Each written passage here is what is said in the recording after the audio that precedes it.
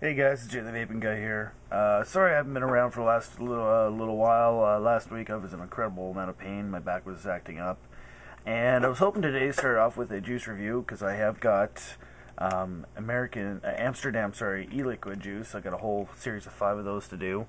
Unfortunately I have absolutely no sense of taste right now, which kind of sucks when you're trying to sit there and go puff puff. Okay, this is what I'm tasting, and I'm going puff puff. I taste nothing. So, because it's been a while since I did a video, and I really want to get back into it, I decided I was going to review the ProTank. Now, I got this. Came like this. There was 2 options when I got this. I got this at Vape Bash. I got this from iVape at Vape Bash. You had the option for $15 to get this kit, which came with a where's the O-ring now? I just got it mounted on here. So there's a little O-ring that would then flush off with the base of this. We'll basically make it, of course. Just a second.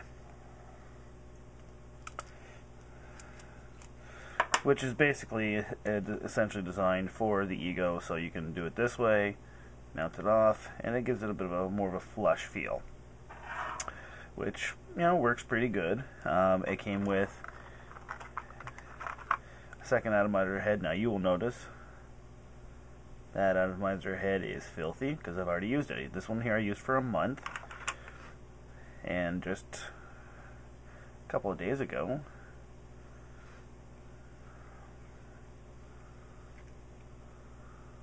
oh jeez I obviously didn't screw that in very tight. I replaced it with a fresh one, so that's actually still clean, and that just screws in right here. I like the idea of this replaceable head, I really do. Now, the only thing I've done, I have modified this. The first one, I vaped it for 2 weeks without modifying it at all, and then I finally did the conversion just to see what the difference was. And the only conversion you do is you just wiggle this head off.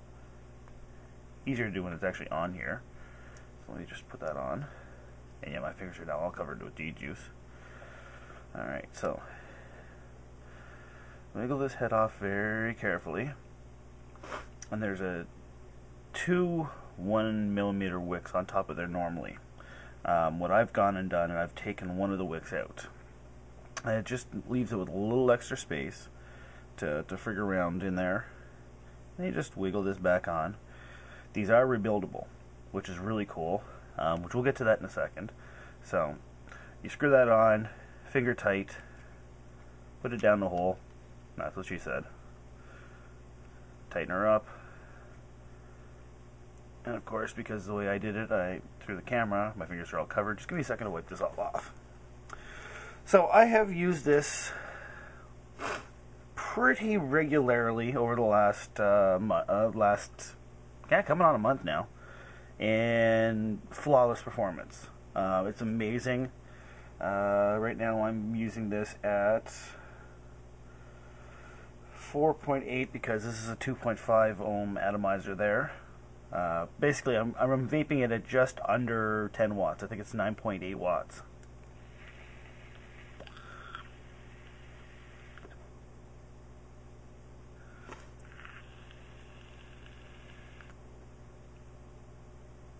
Like crazy amounts of vapor.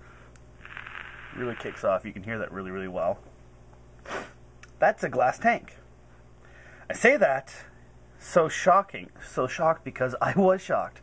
For the price that you're paying for this, I expected this to be a plastic tank, and I'm not sure how they do it. It almost looks like it's molded, or maybe it's because this is all solid metal, but it almost like if the glass is blown and then formed to this. I don't know how they don't do it, because I don't see any, like when I look on the inside of it, you can't really see it the way, because there's fluid in there right now. But I was going, looking in along the inside ridge here, trying to see if I can figure out how it's been secured, and it looks like it's just form fit. Don't ask me how to do it, but I've tried to wiggle. I like to try to, especially if I'm going to do a review on a product, I try to destroy it as much as I can, so I can tell you how not to screw around with it, or tell you where the weak points are. I haven't found a weak point in this. Even that glass, I've dropped this I don't know how many times from waist high, and it hasn't broken. I'm sure if I was to, pick it up, do a whirl around my shoulder and then smash it down, it would probably break. But, if you accidentally drop it off a desk or you go to put it in your pocket and you miss your pocket because you're an idiot like me, you're good. You're still good. The coils, a coil's a coil. If you don't like the coil, rebuild it the way you want it. This is really easy to rebuild. Similar to the one that I've done before. You pull this off. Use just a pair of pliers, and of course I went and left mine upstairs. But all you would do is just basically, and of course this is too big. Yeah, it's too big. But you just pry this off, and that's too big too. So you pry this little metal piece here off. I can't do it with my fingers. Pull that out, put it down, carefully pull out this plastic O-ring, and then you pull your coil off. Once you've got your coil off, you rebuild your new coil, put both, oh, I'm sorry, I just bumped that. Put both ends, so you'll need an extra long lead coming off your coil. And I'll probably rebuild one here in a bit just to show you guys. But you're both leads, you want to leave your leads, maybe, I'd say maybe half an inch longer than the end of this, so you have something to kind of tug on. So you put your coil in there, you take one arm, put it down along the side, you put your rubber gasket back on, you put your other arm down the side, you put the plug back in, trim, you're done. You can usually do it in about, I can usually do one in about 5 minutes, and that's taking my time. If I was in a real hurry, I could probably do it in 3. And I like this knurled, okay? Things I like with this. Other ones, if you grabbed the center tube, there was, you had to really sometimes reef on it, and if you had wet fingers, it would slip. This knurling here, like that knurl, is really cool. So that was really cool. I like that about that. I've heard issues with the draw, too tight, too loose, too tight, too loose. It's right where I like it. If you don't like it, there is an option of playing with it. And what it is you take this and you go out and get yourself an EVOD, and you take the center post out of this and put it into the EVOD, and take the center post out of the EVOD and put it into this, and apparently it changes the draw on both of them. I don't have an EVOD. I haven't tried it. I haven't needed to. I like the draw on this. It's just where I like it. Drawbacks. That's it, right there. I just got, oh, you guys have to see this. This is my Vash tip. This is my dumb tip. There's a show on Quest that's called The Dumb Show. My buddy Vash is the host along with Dave and Vash. And they had invited people to submit silly and stupid things that you'd done, especially videos, for Dumb of the Month. And I won Dumb of the Month. And so this was the drip tip that I got. I mean, it's just exquisite. Really, really well finished. Really, really well done. And apparently, this part right here is blacklight sensitive. I don't have black light, so I can't tell. But yeah, so all these gorgeous drip tips, can't use.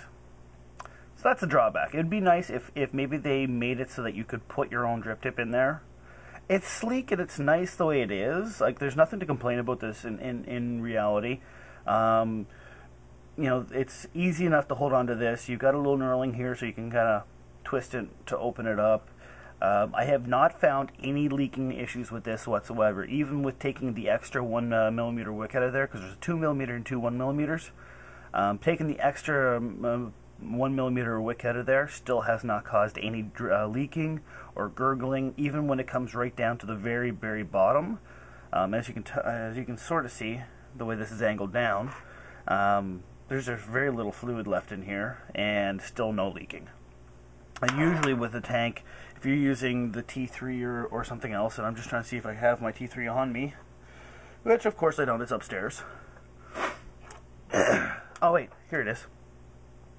T3, you notice that usually when you get down to about here or so, it starts to go gurgly on you. You start, because of the air back pressure, I'm not sure the whole science of it, but basically it works that when you get down to your last 1/3 to 1/4, the T3s will start to get a little gurgly and a little bit drippy. You don't get that with the ProTank. At least I have yet to see that. The other version of this, I started to explain, the other version was a $16 one. It came with a hard case, and I believe it came with an extra head. And I'm not going to lie, I didn't realize it. I seen some pictures, and it shows a space for 2 heads on the other one, so I'm assuming it came with an extra head. And for the extra $1, for the extra head, and the case is worth it. If it was just an empty shell here, and then the 2 heads were just laying there, then that's fine. I don't know, but at the price, $15, $16, online might be a little bit more where you're at. I'm not sure if Joe had a Vape Bash deal, and maybe it's a little bit more now. I haven't looked, but that's it. There's your Kanger ProTank, and let me tell you, it's an amazing device. I love it. When I'm not doing flavor reviews, this is what I use. This and the T3 go with me to work when I'm not doing reviews. And like I said, I woke up this morning and I just had absolutely no sense of taste.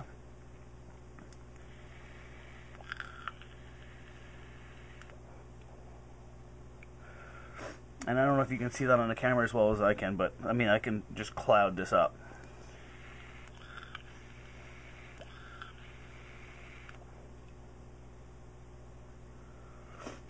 It's amazing. I really like it. So if you're thinking about getting a ProTank, definitely pick one up. Not only is it easy to replace the atomizer section by itself, but if you wish, you can rebuild it, and rebuild it relatively easy. One of the downsides of this one, which I'm going to review at some point in time, the T3, is it's the same internal structure. That is the atomizer head right there. So if you're replacing it, or you're trying to rebuild it, you're doing all your gut work from inside of an ego cone, which is a pain in the butt. It's doable, very doable, but it's a pain in the butt. So, as much as I love the T3s because they have an amazing flavor, and it's a really cool tank. I like this better just on the basis that you can easily replace that head. So there you are, guys. Again, I got this from Joe at ivape.net. I'll put the link down at the bottom. I bought it at Vape Bash. I've been using it for the last month or so, and I'm loving it. And hopefully tomorrow I'll have my sense of taste back, and I'll be able to give you guys some juice reviews. If not, I'll review something else. Also, please check out www.vapecan.ca. And I'll put that information down the bottom. That's the first Canadian vape meet being held in Toronto this summer from the 9th to 10th of August. We're still working on a lot of things. I do want to make a major shout out to Deej at Deej Betamorph, who owns Betamorph Industries Music, and he's coming out all the way from, I believe it's Albuquerque, New Mexico, to provide us with DJ services all the way through, and he's going to throw a party for us. And it's going to be a kick-ass time. We're still working on a couple other things. I'm trying to work on prizes. This will be my kind of project for the week, is trying to reach out and get prize packs pulled together so that I can just basically make it as fun as I can for you guys. But you got to show up. So plan for it. It's going to be a blast. Hopefully this will be another one that'll be on the major circuit. If not, it's still going to be a blast. Anyways, 14 minutes. I pretty well said everything I can say. Try the ProTank, vapecan.ca, iVape, and have a great time. JayTheVapingGuy signing off.